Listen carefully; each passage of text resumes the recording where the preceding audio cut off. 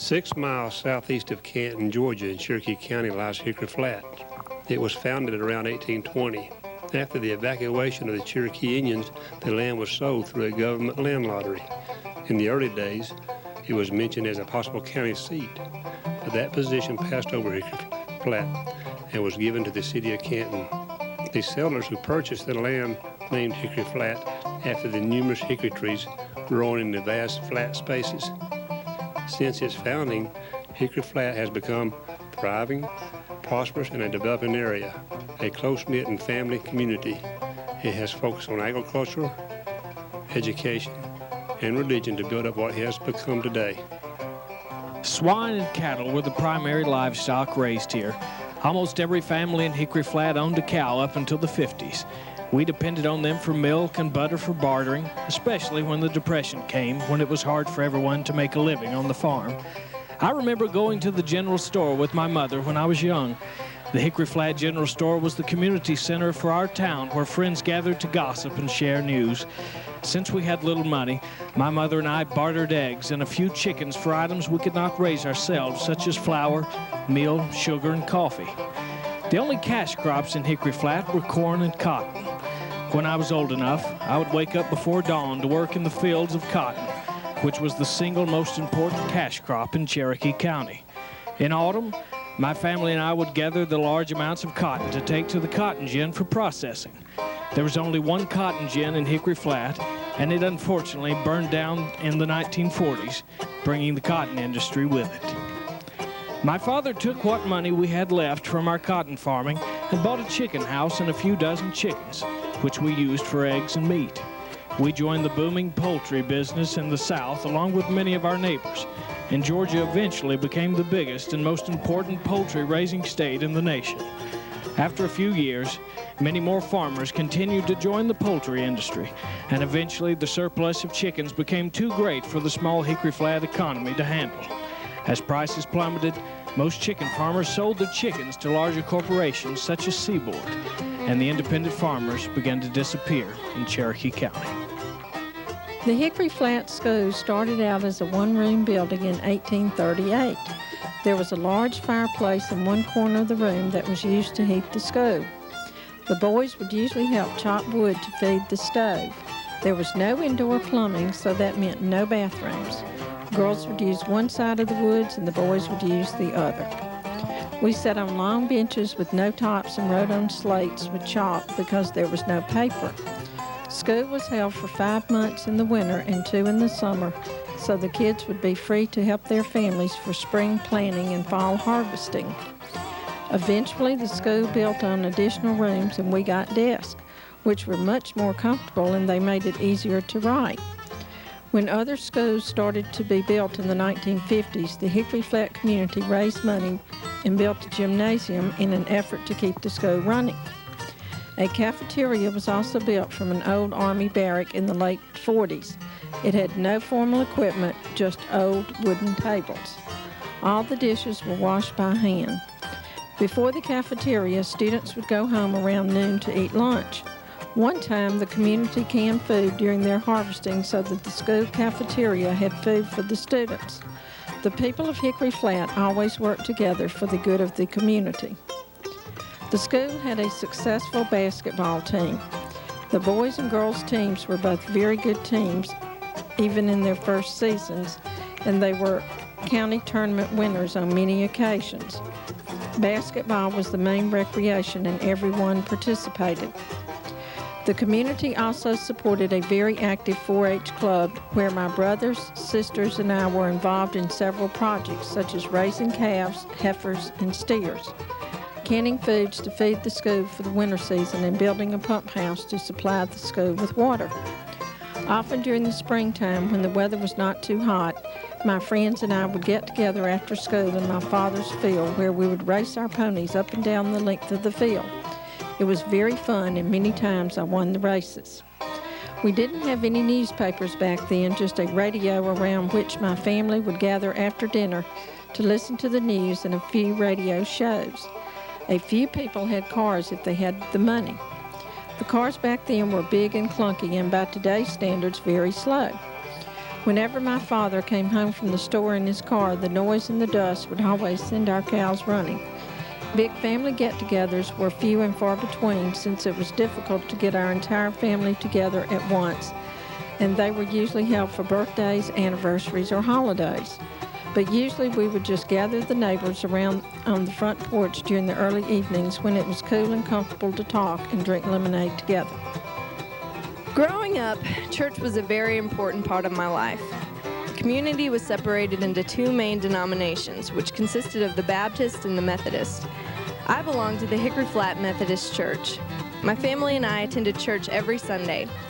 Originally, my church was shared by the Presbyterians, and we alternated weeks for use of the church. As I got a little older, though, the Presbyterians moved out, and we received the church for ourselves. My family and I felt a part of a community at the church. At that time, all families in Hickory Flat attended church, either mine or the Mount Zion Baptist Church. At my church, I was part of the MYF, the Methodist Youth Fellowship. Many of my friends from the Baptist Church would attend the MYF with me on Sundays, since they didn't have a youth program at their church. This brought our denominations together to form one community. My friend would tell me that the only youth gatherings that occurred at Mount Zion were sing-alongs, which they enjoyed greatly, but they wished they had a youth program of their own. I enjoyed listening to the stories my best friend would tell me about Mount Zion Baptist Church. She told me that they attended Sunday school just as I did, and that their sermons were held only once a month, which I found interesting. The preacher rotated between 4 churches. I listened to her tell stories of their baptisms, which took place in the nearby river before the baptism pool was constructed. After the crop season, my family and I attended what was known as a revival. We would go to church 2 times a day and eat dinner there as well. The church family spent the whole day in prayer as a community and would host dinner for the pastors and visiting ministers. The Worley Quarles House has stood watch over the Hickory Flat community for around 170 years. We can only imagine what the crossroads looked like in the 1830s when she was in her infancy. We do know that one couldn't walk without hearing the constant crunch of the plentiful hickory nuts that gave the area its name. We know that men and women toiled on small farms to grow cotton and the other supplies they needed to survive. We know that church, school, family, and friends rounded out their lives. That much, at least, remains true. Yet over a period of many years, the house has witnessed incredible changes. Mules and wagons gave way to automobiles, dirt roads to paved ones, cotton fields to chicken houses, and general stores succumbed to supermarkets. During all these shifts, however, the Worley Quarles House has stood vigil. Many old-time residents today recall the house and its younger beauty. The fine woodwork of the staircase, Ms. Burt's lovely china, the elegant fireplaces and the 2 front rooms are all often mentioned by those Hickory Flat folks who recall visiting the house when they were children. Our children today know it only in its faded form, as a place that has always been there, marking the spot at the crossroads. It reassures them with its quiet dignity and its constancy in their ever-changing lives and landscapes. Hickory Flat has obviously changed greatly through the years, as is expected by any growing community. Despite the changes, however, it remains a tightly bonded community of good people who are determined to work together to better the place they call home.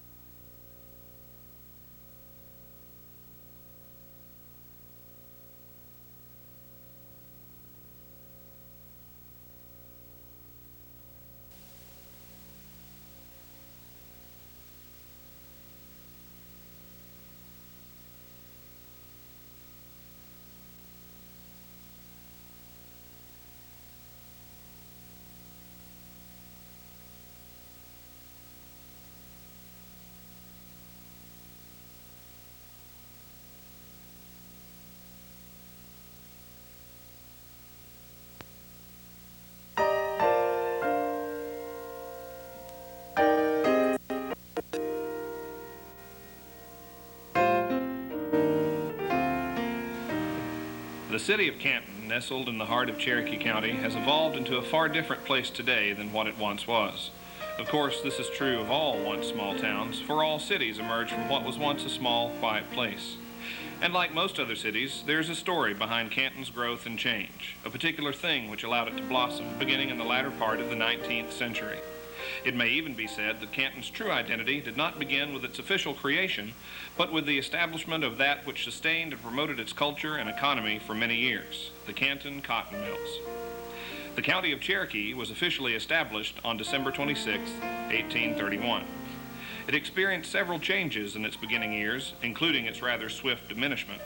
In fact, the original county was divided into 24 daughter counties between 1832 and 1857, reducing the county's size to 429 square miles from its original 6,900 square miles. In 1833, Etowah received its corporate charter to remain the county seat.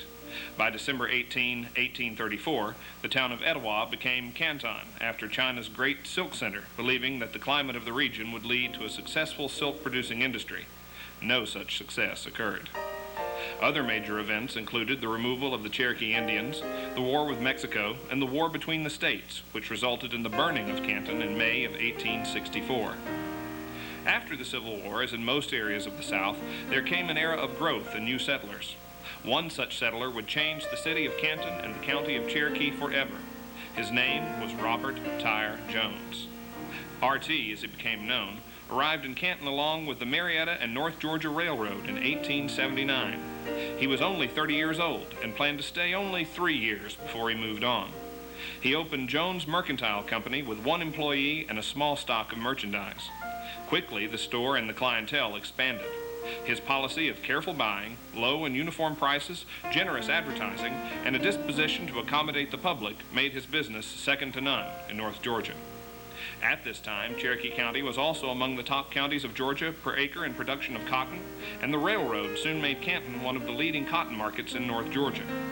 The leaders of Cherokee, realizing the need for industry in the county, decided to take a risk on December 2, 1899. R.T. Jones, along with a number of local citizens, incorporated the Canton Cotton Mills on this date for $100,000. The first year of the mill operation was a difficult one as it lost 10% of its original capital investment, and many investors became concerned. Jones made an offer to buy whatever stock the stockholders wished to sell and began to outline plans for expansion. He toured mills in Georgia and the Carolinas, studying mill operations, and when he returned, he took over the operation of the Canton Cotton Mills himself. There was a profit the following year. In 1903, the Canton Cotton Mills began to manufacture denim. This was the beginning of something that would make the cotton mills a way of life for almost a century in Cherokee County. With the growth and success of the Canton Cotton Mill, another mill was built to aid in the expansions project under the leadership of Mr. R.T. Jones. The number 2 mill was complete in 1924 and was located in North Canton. The expansion of the Canton Cotton Mills not only affected the city of Canton, but it affected all of Cherokee County. Working in the Canton Cotton Mills was the only way of life for many men in Cherokee County, and if you did not work for the mills, your livelihood still relied on the success of the mills. For many, the mill became their lives. The mill provided for the roof above their heads, food on their tables, and clothing on their backs. I was a worker at the Canton Cotton Mill since the age of 12, and I worked there until its closing. I started working at the mill for extra money, and mainly because my father worked there his whole life. Since I was still young, I worked as an efficiency office boy, which was one of the easiest jobs at the mill. I'd go around to where the different machines were and would test to see if they were producing the right efficiency as the other machines. Because the machines were slow, not enough denim could be produced for the mill to receive or make a profit. If the machines weren't working at the right efficiency, I would tell the office superintendent he would fix the problem. Before the mill had a soda machine, I'd buy Coca-Colas from the mill store for a nickel, and I'd sell them for a profit to the employees that worked in the heavy machinery rooms where it was very hot. Back then we didn't have air conditioning. There was a little hole in the window where I would go and sell the Coca-Colas, but the mill finally got a soda machine and put me out of business. Adolescents who began their mill career as children began to take on more work responsibility with each passing year. Many began by sweeping floors, but quickly moved up into one of the many mill departments. The more labor-intense jobs proved to be a test. You were either going to become a part of the mill or decide that mill life was not for you. As I grew older, my jobs became more labor-intensive. Once I was assigned to clean the die house oven. The die had to be scraped out of the oven to get it clean. By the time I finished, I was covered in dye. It cost me more to replace my clothing than I made that day. I didn't think I was ever going to get clean. After high school, I was drafted to serve during World War II. When I came back from fighting, there weren't many employment opportunities except for the mill and Mr. Lewis Jones Sr., who was the mill president. He said to his personnel department that any returning veteran should have a preference over anybody else. Put them to work, he said. So I went to the mill, and they put me to work as a laborer. My first job at the mill was a loom cleaner, where I took a compressed air hose and blew lint off the looms in the weaving department. My first day on the job, the person was showing me how to do my job and said that if the air pump ever stopped, I needed to get down on the ground and bang the air pump handle on the floor until it started again. Of course, there was a guy further down the line there that would squeeze the hose and cut the air off, and I'd get down the floor. Everybody was standing around and watching me make a fool of myself, but it was all in good fun. Those who chose to make a lifetime career at the mill saw it through good times and bad. Other industries began to spring up in surrounding counties that offered better pay and working conditions. Some chose to leave the mills for this new opportunity, but most who considered the change quickly realized that the low rent and opportunity for advancement within Canton's mills would be better in the long run. The pay at times was not that good, and the work conditions weren't always the best, but it was better than going hungry. There were no designated breaks. It would just be a straight 8-hour shift. The amount of money we got paid depended on how much cloth we made, which helped to instill work ethics in us at the mill. When Lockheed Martin opened in Marietta, many of us thought that we might leave the mill for this new employment opportunity, but soon found out that economically we could not afford to leave. The mill provided such reasonable housing, which would not be available to non-employees of the mill. A car would also be needed to commute back and forth in Marietta, and most of us in those days just could not afford those luxuries, since we just walked to our mill job from the village. The Canton cotton mills offered a lot of people jobs and opportunities for advancements. Many people in supervisory or management positions started as I did in the entry-level jobs and worked their way up through the ranks. The mill began to further my education in the mid-1950s. I took technical engineering classes through international correspondence schools, receiving diplomas from Georgia Tech, Clemson, Auburn, and Georgia State in 5 different technical departments. With each new degree came a promotion and better pay. The mill operation was very community-minded, and I enjoyed that type of environment. It was also very well paid, and that's why I stayed. Men were not the only ones working in the mills. Women found themselves working alongside their husbands and the other 1,200 employees, weaving, spinning, and inspecting the final product. Even if the women were not working in the mills, they were still hard at work at home, keeping the house in order and the children in line. Unlike most employees who worked in the mill, I did not live in the mill village. My husband and I owned a small farm east of Canton on Highway 20. Both of us worked at the mill until my husband's accident, when he stepped into a vat of boiling water, preventing him from working in the mill any longer. Since my husband was no longer a mill employee, we chose to no longer live in the village. Farm life did not provide a constant income. Therefore, I continued to work in the mill until it closed. I rode the mill bus to work and back every day for 25 cents, and when I first began, I was paid 30 cents an hour. Like most, I began in an entry-level position, working an 8-hour day on a drawing frame in the card room. I transferred some years later into the weave department, where I ran a loom which weaves the thread into cloth. My last few years at the mill, I spent training new employees. I trained the first African-American woman to work in the mill, and I was working the last functional loom that ran the final fabric out of the Canton cotton mills. Canton was not an average mill town. It possessed cultural and religious opportunities and a clean and attractive appearance which was distinctly above average. The Canton cotton mills created a tightly knit community that provided an excellent environment for children to grow up in. The housing provided by the mill was commonly known as the village. I lived in a typical mill village house. 6 rooms, nothing fancy, and there was no central heat, so the houses burned coal, which was purchased from the mill and delivered to people's homes. The mill village houses were adequately furnished with power, water, and free maintenance. If a light bulb burned out, for instance, you didn't have to go to town to buy another. You simply took the bulb of the mill and got another one. However, you had to be an actual employee of the mill to live in the mill village, because the rent was practically nothing. Typically, it cost 50 cents per room per week to live there. A lot of the employees had never lived in decent houses before they worked in the mill. So the village gave those people a good warm home in the wintertime that was close enough to walk to work. It also provided a caring environment for the workers. Everyone was like a family in the village. Everyone took care of everyone else as if they were one of their own. If you're out of money and out of luck, you could go to anyone's house in the village and they'd feed you. It was a very close-knit community. Each village contained a school within walking distance, and in their own time, both Canton High School and North Canton School were considered to be 2 of the most modern schools in Georgia. The school system was recognized as one of the finest in the state. I went to Canton Elementary, which is right outside my back door, and then on to Canton High School, and finished there in 1943. Canton High School was an old building that did not even have a cafeteria. You either had to bring your lunch, or if you were close enough, you could go home for lunch. If you had permission from your parents, you could go out to one of the local restaurants to eat. However, a lot of us got caught leaving without permission, and that was bad news. In 1923, the first school appeared in North Canton. The number 2 mill was under construction and the village was completed. The first school was held in a mill house and remained there until 1926.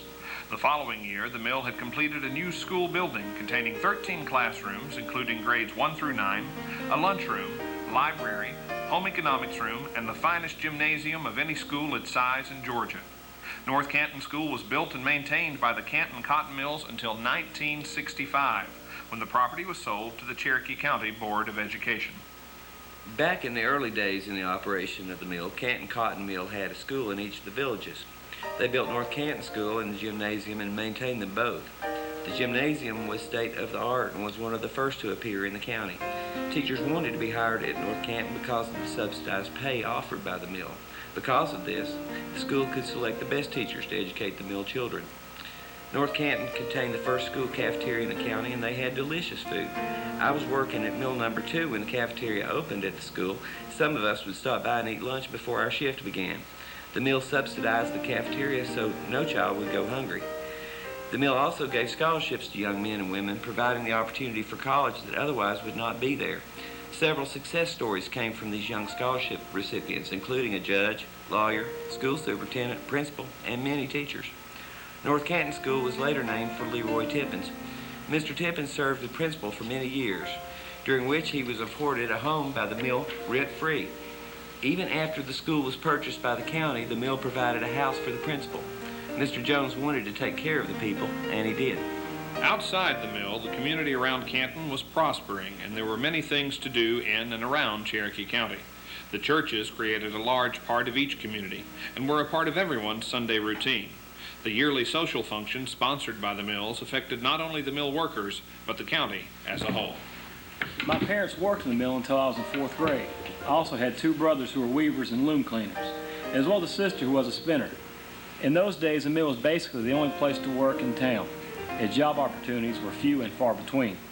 My father worked nearly every day of his life, usually 5 to 6 days a week, although never on Sundays. Sunday was the day for everyone to go to church.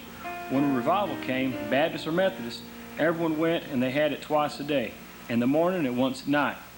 When school was in, they let the children go to church in the mornings, but they had to go back to school after church was over. On regular Sundays, my father would give us a quarter to go to the movies after church, and we could buy a drink, popcorn, and see 2 movies, all for 25 cents. It was really quite exciting. We also got treats on Fridays, when my mother would go down to the store and buy my brother and myself a candy bar and a Coke, which was a big thing in those days. None of us had automobiles, but by the time I was a junior or senior, some of the fellows were fortunate enough. Not Mill Village kids, though, but other boys who lived uptown. The rest of us walked to Marietta to catch the streetcar to Atlanta, just to see a movie or walk around. There was a bus line, but we couldn't afford it. While it may not sound as if there was a lot to do in Canton, the mill actually had a recreation department that organized activities such as softball, baseball, Boy Scouts, and field days. It also supported Denim Days, which was an annual festival that held a denim doll contest, fashion shows, and a picnic which everyone in the town attended. The mill even published a monthly newsletter called the Kikomi Blue and Greige, and there were annual meetings held at Christmas time in the North Canton gym where R.T. Jones and later Lewis Jones Sr. and Jr. updated the workers on business progress. Afterwards, everyone gathered downstairs where each department met separately to distribute bonuses to the employees. The mill survived the uncertainty of World War I and the difficult times resulting from the Great Depression. The mill flourished in World War II, but began to struggle through the turmoil of the strikes in the 60s. The introduction of the union to the mills began the beginning of the end to the county's economic focal point for the majority of the 20th century. The union was voted in on October 3, 1963, with 750 members. The success of the union election involved several factors, starting with frustrated workers, increased workloads, poor working conditions, and mistreatment of workers by management. In 1963, a controversy began between painters and management. The painters were assigned to paint the smokestacks but complained that the scaffolding was too dangerous. The managers had the scaffolding inspected and decided it was safe. The painters still refused to work on it, but they were sent home. This was what got the unions interested in Canton and eventually led to the strike. During the strike, we walked the picket line. Tempers were high. Many of the boys thought more action was needed and began to throw rocks, eggs, and tomatoes at people's cars who were trying to come to work. I didn't agree with those tactics and realized that I had made a mistake by joining the union. Once the union was established, however, the membership continued to rise. Many joined the union because it was the right thing to do, while others felt that you pretty much had to. Many workers joined the union due to harassment and other types of unfriendly persuasion. Once the strike was settled, the days of casual conversations between the top managers and the workers were over. Bonuses and gifts were no longer given out freely, but instead had to be negotiated. The 13-week strike destroyed the family atmosphere of the town. With parents and brothers and sisters, one being a union member and the other one not, it created disruption in the mill operation, and even after the mill started back again, it took a while for things to get leveled out and for people to talk to one another again. Not all workers were members in the union, and none of management was allowed to join. Being non-union made them targets of harassment as they braved the picket lines and went into the mill. The strike was a nasty one. At the time, I held a supervisor's position and was considered the enemy to men and women I'd spent most of my life working and living with. My phone would ring day and night, receiving hang-ups along with threats. There was a constant watch on my house. They even followed my wife when she drove our daughter to school. During the strikes, they put me to teaching other people to fix the looms. Now, I'd go up there on Saturday mornings. The union had set up the entrance of the mill and wouldn't let people go to work. They started throwing rocks the closer I got. That morning, they threw a rock straight through my windshield and wouldn't let me in. From then on, the mill kept going down and down. The strike was a devastating occurrence, but it was eventually settled. The relationship between employees and management, however, remained tense. The family atmosphere of the pre-union days was destroyed, never to return. The workings of the mill and the town of Canton were forever altered with the unionization of the Canton cotton mills. All the workers were at odds with management, and everyone had disagreements over relatively minor facts after unionization, only because they could get away with it. Supervision was diminished, and you could say that management was scared. The union was always threatening the supervisors for unfair treatment or any other insufferable offense on the rights of the workers. Most times, the union was just testing management to see what they could get away with. Unlike most people, though, I was in the strike and actually wanted to change. But if I had known that it would have turned out like it did, I would have tried to suggest another way. I think the cost was too high for the gains. Nobody had pride in their work anymore. Neighbors were no longer as trusting of each other, and the community was never as close-knit as it once had been. The union did many wonderful things, but keeping everyone together as a community wasn't one of them. The union continued to be a force in the mill up until the closing of the Canton Cotton Mill in 1981. By the 1980s, many advances had been made in technology involving the production of textiles. By all indications, efficiency in production should have been on the rise, but that was not the case. Efficiency fell from 95% to 76%. Quality also fell. People no longer took pride in their work. Many of us in management wanted to place full blame on the union when the doors closed. But they were only part of it, and we were the other part. The union was looking to cause trouble in those last days, and out of fear, we would turn our backs when regulations were violated. Union members quickly realized that the threat of arbitration would result in us simply giving in to their demands. The entrance of the Textile Workers Union of America destroyed the family atmosphere of the mill and town, dividing management and workers as well as many families. The operation of the mill would never be the same. Textile competitors added another factor to the mill's decline and eventual closing. The textile industry suffered at the hands of foreign imports. The machinery we had was outdated. New trade laws negatively affected the industry also. In my opinion, the quality of clothing was diminished after the new machinery was brought in, but it made the clothing cheaper to buy. I knew the textile business was not doing well and that the end was near. In 1981, the end arrived when the mill closed. We were just struggling along, too big for what was happening. We couldn't recover. Some people had a hard adjustment to the mill closing.